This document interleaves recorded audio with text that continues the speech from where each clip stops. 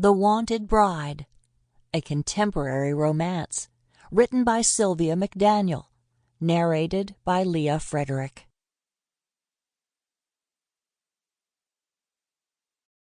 "1.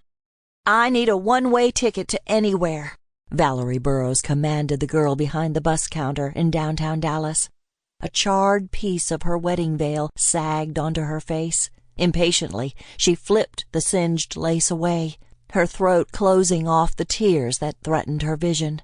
On what was supposed to be the happiest day of her life, she reeked of smoke, not flowers, saw red, not white, tasted bile, not cake.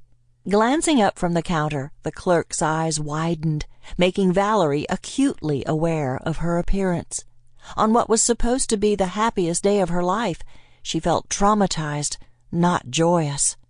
"Where do you want to go?" the clerk stammered. "Anywhere, as long as I leave in the next 5 minutes," Valerie insisted, wishing people would stop staring. So she looked like a crazy woman. After this morning, maybe she was a little loco. "The bus to Amarillo is loading now," the agent advised, her large brown eyes riveted to Valerie. "I have one seat left. The one-way fare is $65. Though she preferred to travel by plane, there was no time or way to get to the airport. She could take the bus or stay and face the consequences of her actions. Valerie dug the cash out of her Bottega Veneta purse and handed the money to the ticket agent. "I'll take it." Dirty lace from her wedding veil fell onto her face again, so she yanked the offending garment off her head and threw the veil on top of her matching Louis Vuitton luggage. The beautiful lace of her Vera Wang wedding gown was streaked with gray and black. Burn streaks made a crazy pattern on the silk that didn't accessorize the seed pearls.